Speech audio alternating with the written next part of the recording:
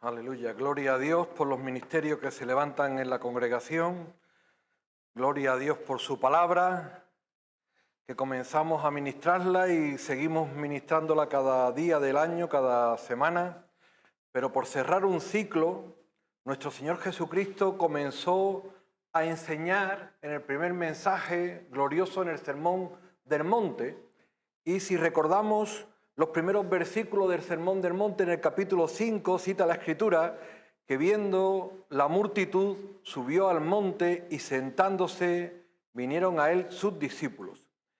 Y abriendo la boca, les enseñaba diciendo, bienaventurados, bienaventurados, bienaventurados. El Señor Jesús es Dios con nosotros, Él vino a enseñarnos. Nadie mejor que Él nos puede enseñar. Tenemos ministros que son instrumentos de Él para enseñarnos hoy a las mujeres, a los niños, a los jóvenes, pero el gran enseñador, el maestro de maestros es Cristo, el Señor. Él se sentó y les enseñaba. Nadie puede enseñar ni mejor que Él, con autoridad, ni como Él, porque ¿quién va a conocer su casa celestial mejor que Él? Que es Dios con nosotros.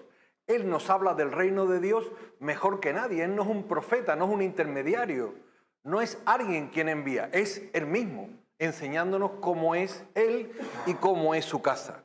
Bendito sea el Señor. Él nos va hablando de todas las enseñanzas del carácter del cristiano y va hablando de la sal, de la ley, de la ira, va hablando de cómo el amor se tiene que extender a los enemigos. En el capítulo 6 nos habla de las ofrendas, de la limosna, de la oración, de los tesoros en el cielo. En el capítulo 7 nos va hablando de juzgar a los demás, la puerta estrecha, los frutos, y llega al final.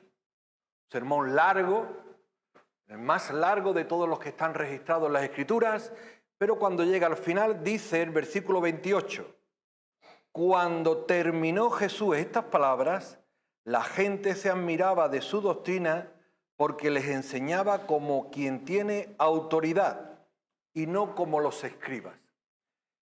Queremos subrayar lo que ya hemos dicho antes de que Jesús enseñaba con autoridad, pero también queremos señalar cuándo terminó Jesús estas palabras.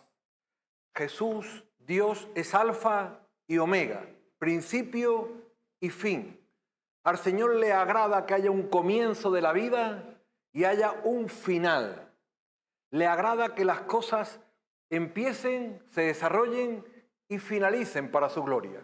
Luego habrá otra etapa, si el Señor lo permite. Luego habrá una eternidad también. Pero aquí el apóstol San Mateo no es anecdóticamente que dice cuando Jesús terminó, sino que si viéramos en el capítulo 11, dice el versículo 1, cuando Jesús terminó de dar instrucción a sus discípulos, se fue de allí a enseñar y predicar a las ciudades de ella.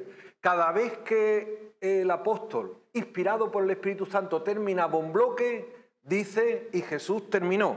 Capítulo 13. Hay 6 bloques en la recopilación que hace el apóstol San Mateo de las enseñanzas de Jesús. Capítulo 13, versículo 53. Aconteció que cuando Jesús terminó estas parábolas, se fue de allí y venido a su tierra, les enseñaba en la sinagoga de tal manera, Él enseña de tal manera, Él ama de tal manera, siempre lo que Él hace es de tal manera. Una persona puede amar, una persona puede hacer algo, pero cuando Jesús hace algo, lo hace de tal manera, que es algo sobrenatural. Y así hay una cuarta, una quinta y una sexta finalización del Señor. Al final, 26, capítulo 26.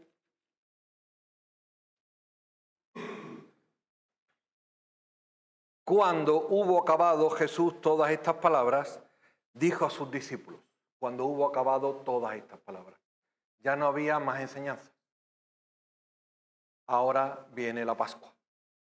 Y después de la Pascua viene el telestai, que nosotros aprendimos. Teles, finalización, las últimas palabras de Jesús en la cruz. Telestai, consumado es. La obra de salvación que Él había venido a iniciar, Él la culminó, la consumó en la cruz del Calvario para que todo el que crea en Él no se pierda, mas tenga vida eterna. El Señor Jesús empieza y termina. Luego dice, id a un lugar aparte y descansar un poco. Es necesario que haya un descanso. El día llega a la noche para descansar. La semana tiene 6 días y uno, el séptimo, de descanso. El mes, los periodos, los ciclos tienen su tiempo de descanso. Es necesario. Es necesario. La propia naturaleza, las propias estaciones nos lo enseñan y espiritualmente así es. Pero una aplicación a las enseñanzas de Jesús la da el propio Jesús al final del Sermón del Monte. Hemos enseñado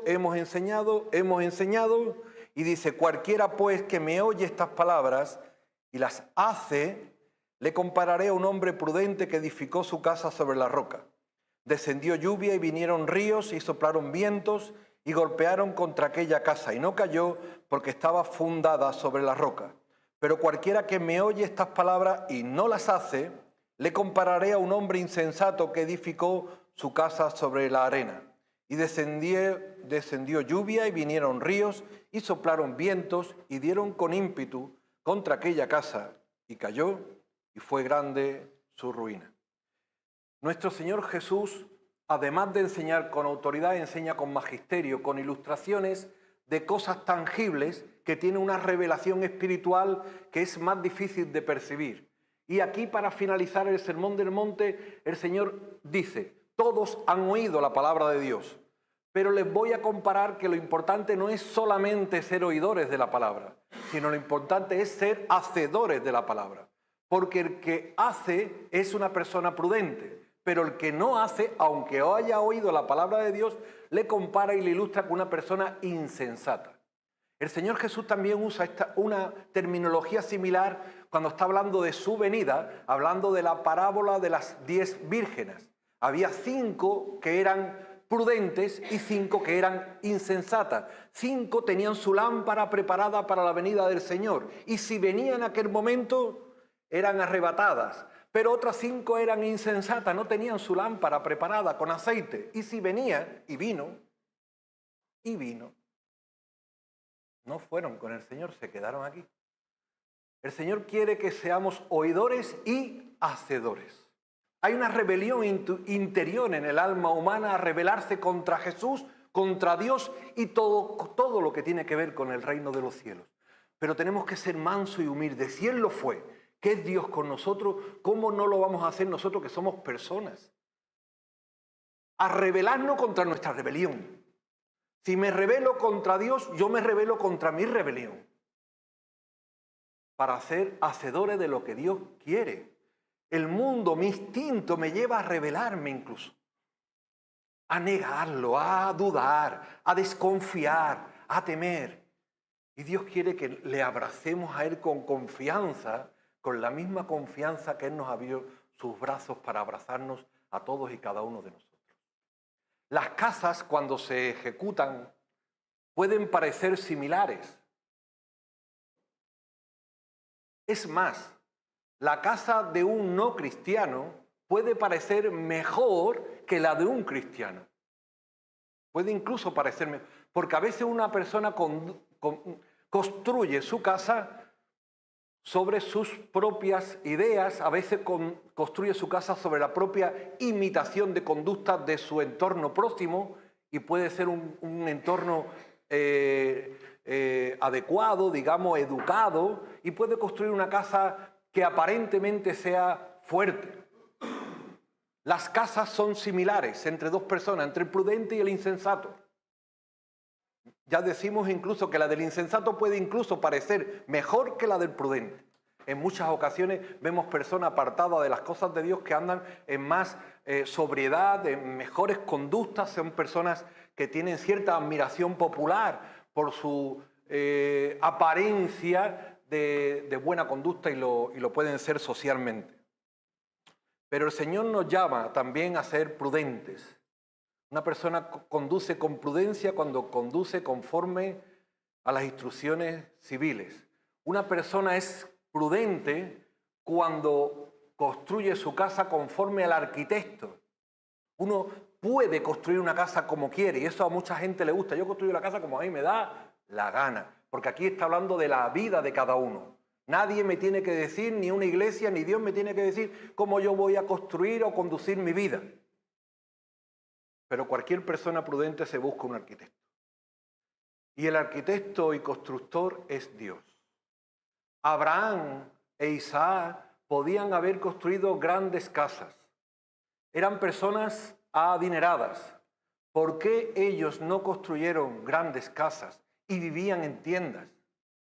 Porque ellos esperaban una casa cuyo arquitecto y constructor es Dios. Cuando está hablando de la casa, no está hablando del cuerpo físico, que es lo primero que se nos viene a la mente o al corazón. Cuando está hablando de la casa, está hablando del alma humana, del espíritu de la persona, que se está construyendo. Y se está construyendo sobre la base de los fundamentos. Una está construyendo sobre la arena, aquella que oye la palabra de Dios, pero no hace lo que dice Dios. Y otra que la está construyendo, aun con medio de sus tibiezas, de sus titubeos, sobre el fundamento. Dice el Salmo 18, el Señor es mi roca, Él es mi castillo, Él es mi libertador. Cristo es la peña de Oreb, Cristo es nuestra roca. Construir la casa sobre Cristo es construir la casa sobre la roca. No es construir sobre nuestros propios méritos. Yo quiero construir mi casa mejor que la de aquel. No, porque titubearemos en algún momento. Nuestra fortaleza es Cristo. Nuestro cimiento es Cristo. Cuando hemos depositado nuestra construcción de nuestra alma en Cristo. Y entonces estaremos esperando no una casa temporal, sino una casa celestial. Un hogar que el Señor está preparando para cada uno de nosotros. Nuestra vida aquí es una tienda de campaña. Este cuerpo es una tienda de campaña. Piensen en Abraham, en Isaac y en Jacob. Lo que está dentro de la tienda de campaña es lo que importa, es lo que prevalece, es lo que espera una patria celestial. Porque si ellos tuvieran ya el premio, el galardón, ¿qué estarían esperando? Si nosotros tuviéramos una perspectiva de un cuerpo mejor, de una mente mejor, ¿qué estaríamos esperando? Nuestra fe, nuestra esperanza es Cristo. Un día estaremos en la gloria con Él, abrazados con Él, viviendo con Él y con todos los que tenemos la misma fe, la misma esperanza.